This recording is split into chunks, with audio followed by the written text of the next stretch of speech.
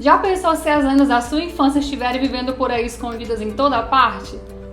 Então, dia 5 de fevereiro, a Netflix lançou uma série original e brasileira que ela aborda o nosso folclore brasileiro de uma maneira bem interessante, mostrando que as lendas do folclore podem estar vivendo disfarçadas por aí. A Cuca, o Boto Rosa, o Saci Pererê, o Curupira.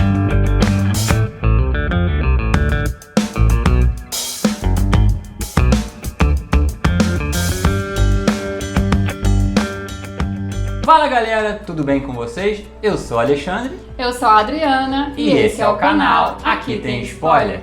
E se você é novo por aqui, eu quero te convidar a se inscrever no nosso canal, ativar o sininho para não perder nenhum vídeo. E é claro, não esquece de deixar aquele like para fortalecer a nossa amizade. E também eu quero te convidar a conhecer nossos canais parceiros, o link dos canais vão estar na descrição desse vídeo. Bom gente, essa série ela se passa nos dias atuais, né? Ela deu uma repaginada, é uma versão moderna do nosso folclore.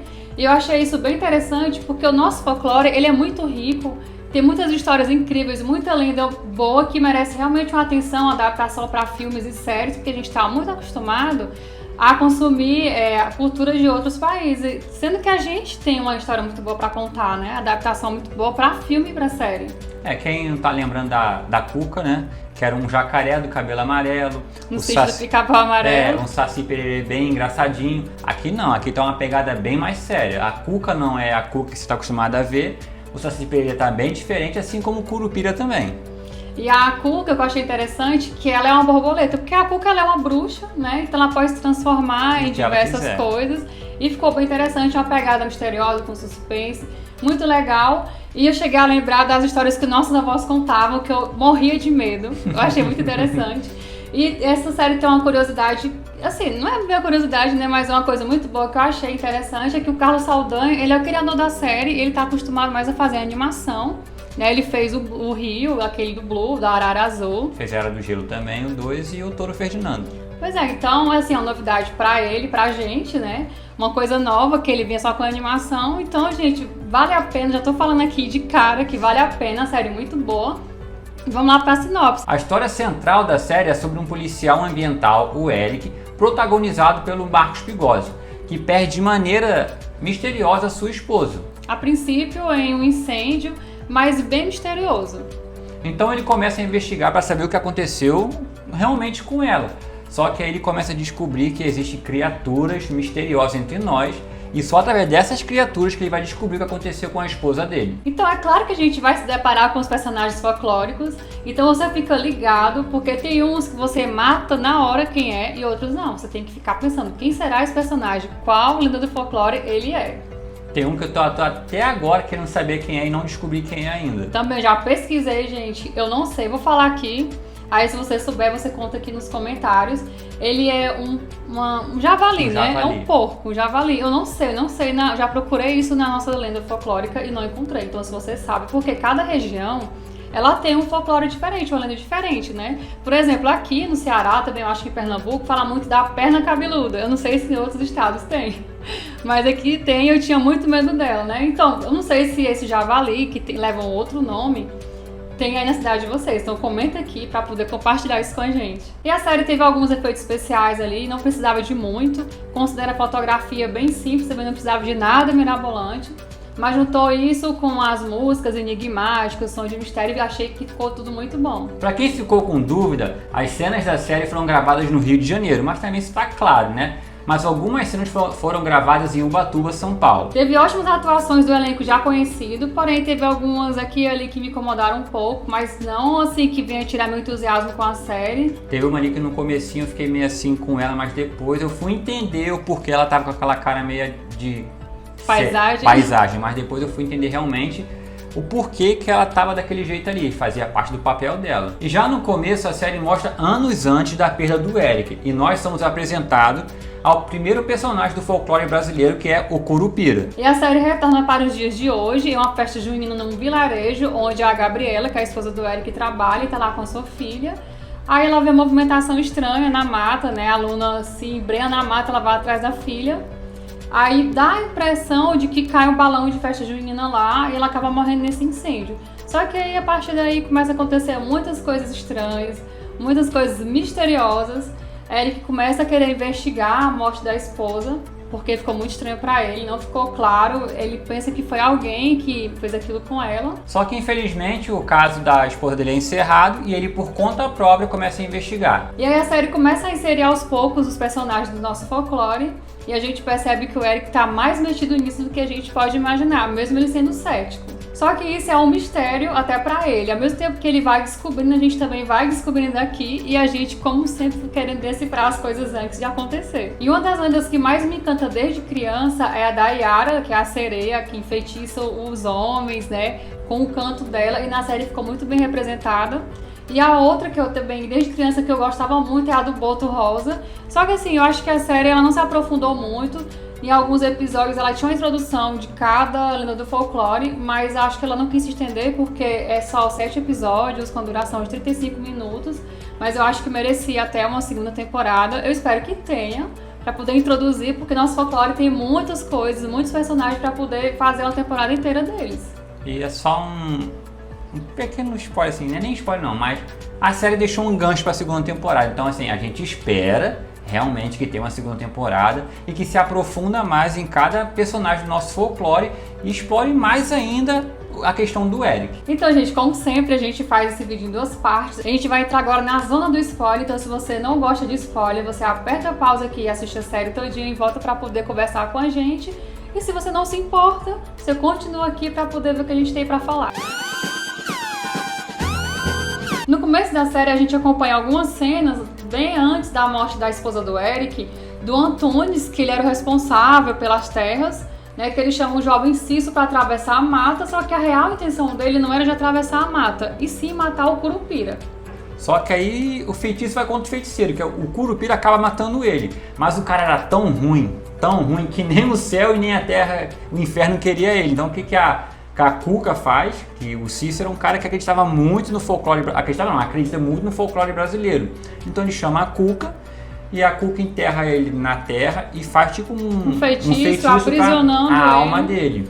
Que chama ele de corpo seco, né? Isso. Então, o que a gente acompanha? Então aí aquela festa junina que tem lá na Vila Toré, a esposa do Eric vai nessa festa, leva a filha dele também, ele não quer ir porque ele tem que trabalhar. Ele tá trabalhando muito, afogado no trabalho, esquece da família. E é aí que a esposa dele acaba morrendo no incêndio.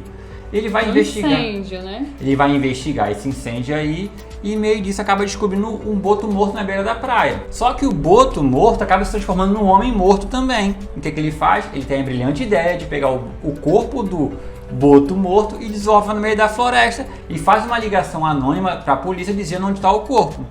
Só que aí ele acaba descobrindo que esse boto é o pai dele, que anos antes a mãe dele conheceu ele, né, se envolveu com ele. Só que quando ela engravidou, o que é que o boto faz? Como diz a lenda, depois que a mulher engravida, ele pega o beco e a mulher tem que criar o filho sozinha.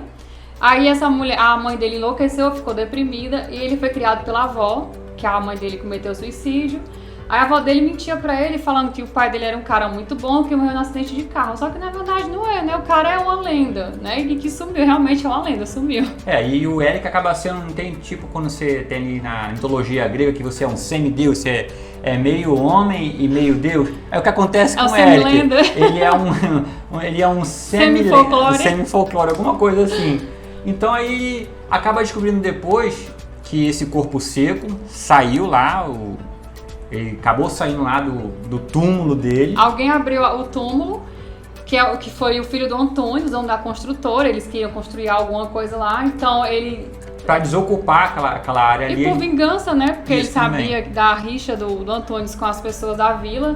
Aí ele descobriu o corpo e nisso ele liberou o feitiço do corpo seco, o mal, o cara ruim, que ele tomou o corpo da filha do Eric. Isso foi surpreendente, né? Foi. Porque a gente ficava imaginando quem seria isso, se o Eric tinha feito isso com o folclore, né, com as lendas, mas na verdade foi a filha dele. Até ele falou da atuação, foi dela, porque ela era estranha, a gente achava que ela não estava atuando bem, mas não era. Já era ela fazendo a parte do papel do corpo seco, que ela realmente deu um show de interpretação. A menininha ali, ela me ganhou. Porque meu irmão, ela trabalhou muito, muito bem mesmo. A cara que ela fazia de... Eu tinha até medo quando ela fazia a cara.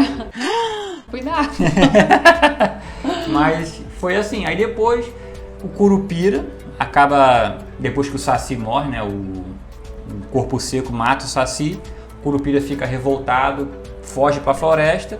e o Corpo Seco vai, toma posse do Eric, o Eric fala pro Corpo Seco, me leva pra você e solta minha filha. Aí o Corpo Seco entra no corpo do Eric e o Eric vai atrás do Curupira na floresta. E aí que eu achei a resolução um pouquinho muito rápida. Foi muito vazia, na verdade, né? O Curupira chegou lá, não teve um fight queria entre os dois. Eu queria um fight, queria que os dois brigassem, mas não. Foi muito fácil eliminar o Corpo Seco. Bem simples e prático. Eu achei interessante a amizade do Curupira com o Saci Pererê, porque o Saci cuidava do Curupira. Como ele não podia andar na cidade, na zona urbana, da maneira que andava na floresta, então ele usava cadeira de rodas, ele começou a se esconder como um mendigo, né? Tomava cachaça, comia resto de comida, ele não estava nem aí, não se importava mais com as coisas. Mas aí foi quando o Saci Pererê morreu, ele que realmente quis lutar, né, pelas coisas, pelo folclore, pela turma dele. A Liga da Justiça Brasileira. Até fiquei me perguntando, mas por que tinha que deixar logo o folclore tão pobre, né? Porque o Curupira era um mendigo, o Saci Pererê morava na ocupação. Quem era mais bem de vida ali era a Cuca, né? E o Tutu.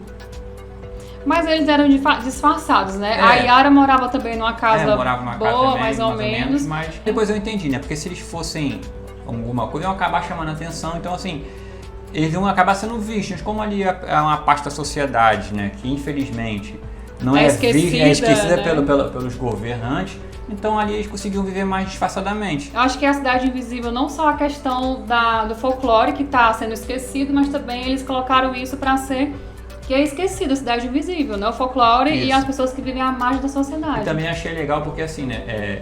Aos poucos os personagens do folclore brasileiro foram morrendo. E é realmente o que acontece hoje, né? Se parar pra pensar, quem hoje aí fala de folclore brasileiro aqui no nosso país? Muito difícil você ver. O que teve aí foi o Sítio Pica-Pau Amarelo uns anos atrás, mas depois disso aí nunca mais. Então assim, realmente, se você parar pra pensar, a série, da mesma forma que os personagens estão morrendo na série, o nosso folclore está morrendo aqui também. O folclore está sendo esquecido, mas com essa série, que está sendo transmitida em mais de 100 países, vai dar essa revitalizada no nosso folclore, na nossa história. E outros países também vão conhecer o nosso folclore, né? Não só como a gente conhece o folclore lá de fora, a mitologia lá de fora, eles vão conhecer o nosso folclore também. Isso é muito bom, eu fiquei muito feliz com isso, gente. E eu quero mais séries, quero mais filmes, tem muita coisa boa pra fazer com o nosso folclore. Então, galera, me conta aqui nos comentários o que você achou dessa série, se você gostou, qual a sua lenda preferida, qual que você tinha medo, compartilha aqui com a gente. Eu tinha medo da mula sem cabeça, eu morria de medo. E como eu já falei no começo do vídeo, é a perna cabeluda, eu não sei se vocês conhecem. Então pronto, se você chegou até aqui e não é inscrito ainda, se inscreve no canal e ativa o sininho. E não esquece, é claro, de deixar aquele like para fortalecer a nossa amizade.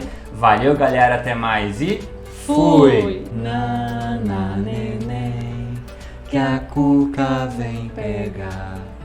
Papai foi pra roça, mamãe foi trabalhar.